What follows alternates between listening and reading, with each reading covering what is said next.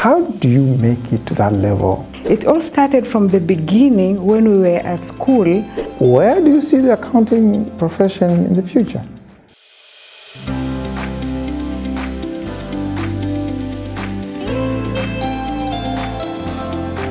The Ntangeki Nshala show is a business show where I hold conversations with business leaders.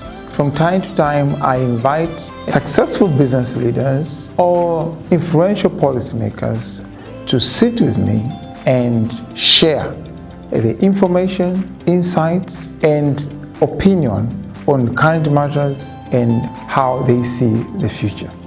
This is a show that's aimed to enlighten our viewers and offer them information and insights that they can use in their own lives as business leaders and personal lives to improve their productivity and effectiveness on how they run their lives and their businesses.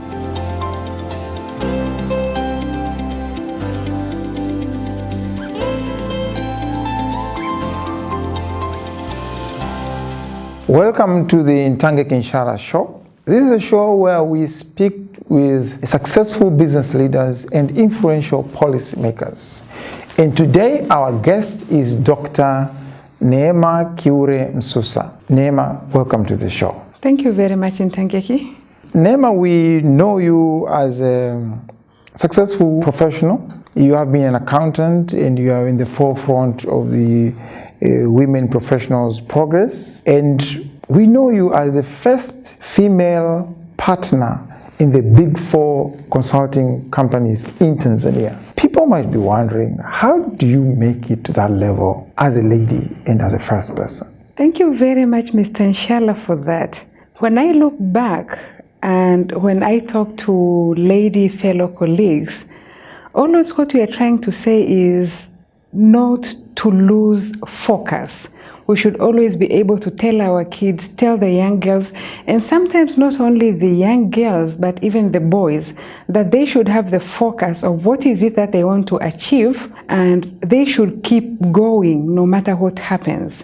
When we look at the issues around accounting, being the first female partner and all that, we are saying that it all started from the beginning when we were at school, going through the professional journey that we want to be accountants. And at that particular point, I remember since when I was in secondary school, I kept telling the teachers and my parents that I will be an accountant. Of course, I didn't know about auditing. So all that I knew was I wanted to be an accountant because my father was an accountant. But as you grow in the profession, then you see that there are different routes when you have the accounting qualification. And when we're saying that you keep the focus while maintaining your support system, because as you work through the professional various ladders in the office and you have the family responsibilities, it is true that you find some of the times that it is very challenging, family demands and work demands. So it is very important to have the support system, to create your own support system, which will be able to carry you and support you and move you through from one day to the next. But again, the key thing is not only to say that being a female and all that, to have the adequate knowledge, qualifications and experience which is needed. As much as people will keep saying that being a female and having all that, sometimes I say that it doesn't matter whether you're a man or woman. I think we get to where we are and we get the positions which we get when people are satisfied with what we can deliver, but not saying that we are giving this position to her because she's a lady or because of ABC. So it is very important to ensure that you work hard in your professional qualifications, you work hard in achieving your other objectives, office objectives or anything, so that you are able to deliver at the end of the day. That is very important. So from the accounting point of view, our main qualification, of course, was the Certified Public Accountant. I qualified as a CPA in 1999 when I was 22 years old. I was in my 3rd year of the Advanced Diploma at the Institute of Accountancy, Arusha. Now, when you look at that, getting a CPA at that particular age, by then we were saying it was a young age. I believe even now, getting CPA at 22, it is still a young age. It means that it was someone who was motivated and was really working hard to ensure that they're able to deliver. And as a result, when the industry, the business leaders then saw that, specifically looking at my first employer, they were very impressed then, and they offered me the position then as a chief accountant straight from school. So that is very important for those who are coming up, to say that from the very beginning, as parents, we should be able to guide our kids, the young ones, to say what is it that we want to achieve, where is it that we are going, and to be able to show them the path straightly. What else does it take to become a partner? You'll find that having the technical ability, that is the basic. As long as you go in these audit firms, people who are there, most of them will have these technical abilities. But the industry, marketability, social skills, those are very important as you move up the ladder, because as a partner, you're not only talking about the business, leading the business, but you're also mentoring your staff. You're leading, you're showing the way to your staff. You're also representing the firm outside at the community, at various stakeholders who are there. You also have to go out and look for business. So you'll find technical skills alone is not enough. And as a result, you need much more. You need to be an all-round person. And you don't have to put in anything really, because if you're looking at the partnership in all these big four audit firms, you'll find that once they appoint you as a partner, they will support you. They'll find ways of supporting you so that you can establish your capital at the firm. So all that you need is to be able to show them that I have something in me and I can deliver and I can meet the objectives which are set by the firm. I think I like that. That's a good point that our viewers can take home, because it's not only about technical abilities, but it's about leadership abilities. That's correct. And not only in audit, I think in all the professions which we are looking at, as you move up, you don't need only your technical skills. If you are moving up as a director general, as a manager, you need something more. You need management skills, you need other skills, so as to be able to deliver. Now, Neema, you being an accountant and a renowned accountant, and now we're moving into the digital world where we find a lot of artificial intelligence, machine learning, robotics, automations, and a lot of automation of business processes. Where do you see the accounting profession in the future? Definitely, it has been affected, or it will be affected. Right now, we are talking about the future of accountancy, future of accounting world. The discussion has started all the way from the top, from the IFAC, International Federation of Accountants, coming down to other professional boards like the NBAA.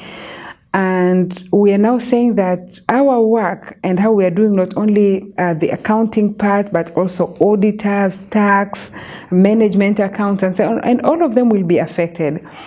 And as a result, we need skills, not only the accounting skills which we have, but we need IT skills. We need to understand the financial technologies. And actually, if you look at the auditing programs, for example, in our case at the moment, in most of the cases we're using the robotics and all that. And as a result, in some of the times you find it a bit challenging. And there is a need, therefore, for accountants to upgrade themselves all over the world, because that is where the world is going at the moment. Talking about IFAC and the International Public Sector Accounting Board, where you sit in, how did you go there? Because I don't think we have had any Tanzanian in that board.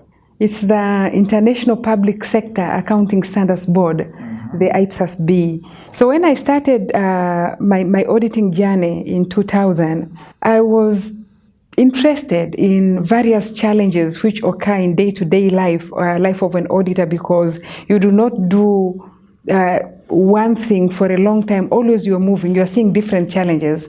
And I was very much interested on the implementation of international financial reporting standards, because by that particular time, Tanzania private sector entities were just about to implement the international financial reporting standards, IFRS, for private sector. So that was completed in 2004. So from 2004, most of the private sector really had settled, if you're talking about compliance with international financial reporting standards. And then I was thinking, like, what exactly will be the next journey? What is the other challenging thing which I can do? So then I went to see the accountant general. I didn't know her really, so I went to her. By then, in 2007, I told her. Who was she? She was Mama Mwanaidi Mtanda. Okay. Then I told her about what I've done in IFRS and my knowledge about IPSAS, my little knowledge about IPSAS I had then, and that I can help the government migrate to the International Public Sector Accounting Standards. So in 2007, we started compliance with cash basis International Public Sector Accounting Standards. Then by 2009, they saw that we were moving. And by 2013, they had seen that the compliance with cash basis IPSAS was successful. In 2015, therefore, there were positions which were announced for IPSASB Consultative Advisory Group. So this was the group which aimed to look at the challenges which implementers are facing and recommend to the board what should be the way forward. I applied for the position. So in 2016, I joined the IPSASB Consultative Advisory Group. And I was in this group for 2 years. And we were able to contribute to share our Tanzania experience and what we have done. So in 2018, they announced the positions for the board now, the full board, and I applied again. And I got elected. I got a position to sit at the board in 18 for 3 years term, which was 2018 to 2020. So my first term expired on December 2020, and I got the chance again to sit for the second term from 2021 to 2023. So it is the experience which we had in IPSAS and what we were able to show that we can share with the world and we can deliver that got us a position to sit at the board. Because all I'm saying is that I'm sitting at that particular board, not as Neema, but really I'm sitting there on behalf of Tanzanians. Neema, this is fantastic, and we commend you for this. We are motivating women to become business leaders. We believe that they will go far.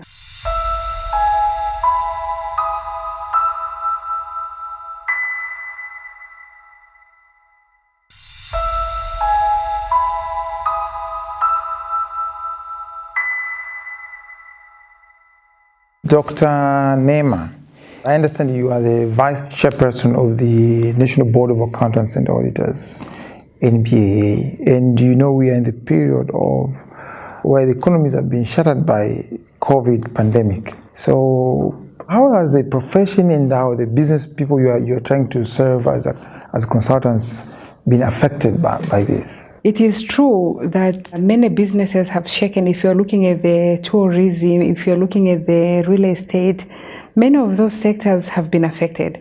And at the end of the day, when you're looking at all of the sectors, then you come back to financial institutions, they have been affected because the general public has been affected. So from the accounting point of view, as accountancy profession, we have considered the impact of COVID in various areas. First, in the face of these particular institutions, and by the face, we mean the financial statements, because really, this is how they are reporting to various users. So as NBAA, we have been issuing guidelines to accountants and auditors. What is it that they should report to the stakeholders and to auditors? What is it that they should be looking for in the performance of their duties? Now, when we're looking at the impact of COVID in the economy, it is true that, for example, in Tanzania, if you're looking at the GDP, what was expected and what is there, Or if you compare 2019 and 2020, there are various estimates. 2019, it was about 5.8. 2020, the GDP growth rate is about 4.5. So we see the decline. And the decline, partly, it is because of the COVID impact. If you're looking at the inflation, if you're looking at the level of unemployment, we see that there is various impacts of COVID to the economy and to the businesses. So the key thing as accountants and consultants is to be able to guide the entities in which we are involved as to what is the best way or what is it that they should do going forward, so as to be able to preserve the little that they had, but also to be able to give confidence to the stakeholders. Being the chairperson also of the Tanzania Association of Women Accountants, TAWCA. So what does TAWCA really do in the progress of the profession of accounting? Actually, I think TAWCA, we are motivating women to become business leaders. We're trying to get out of the accounting thing. Our motto is touching lives, changing women mindset, to give them back the courage to say that we can do this, we can achieve this. Yes, I can. Because all that we are seeing is that most of the women whom we deal with, they have the technical skills, they have the capability, they have the qualification, but maybe because of our education system, our upbringing, we were always told that we should not go in front of the boys. The boys are always ahead and all that. So sometimes it becomes hard for them to say that I can do this or I can achieve this. And sometimes even the studies are showing that if a position is advertised, a man who has 60% of the qualifications will apply for that position. But for a woman to apply, they will always want to ensure that they have 100% of the qualifications. So it is all that we are doing is to tell them how or what did we do to get here to where we are, and what is it that they should do to move forward. And we have seen the positive impact. So it is just to give them confidence. As TAWCA, we started in 2015 with about 16 members. Now we have more than 700 members. And we are not giving technical training in TAWCA. Technical training is being offered by the National Board of Accountants and Auditors. We're just giving the soft skills to our members. We're just giving them information about the opportunities which are out there, but we're also dealing with the community at large, because we are saying that it's not only about TAWCA and women accountants, but what message are we sending out there to the kids, to the girls, for them to say that we will also, we have the role models. So with the work of TAWCA, is it too optimistic to think that a few years to come, TAWCA will produce more women CEOs, more women board members, women board chairs, and women partners? You want to think so? I believe so, and we have already seen that. We are mentoring our young girls in TAWCA because we believe that we've done our part. We are almost going out now. So we see the confidence in the young, in these young girls who are there at TAWCA. We see the eagerness to learn when they are doing even various TAWCA duties, and we believe that they will go far. So we even see, now we are talking even to the universities, the ladies at the university, telling them about their career path. What is it that they should expect when they come out here to seek for employment? So we believe in the future, TAWCA will be big, and TAWCA will be able to motivate not only women accountants, but women in general. Wow, awesome. What would you be telling those people who think because their mothers, their wives, they can't be going up to becoming CEOs or senior executives? If anyone is determined to achieve something, they'll go for it.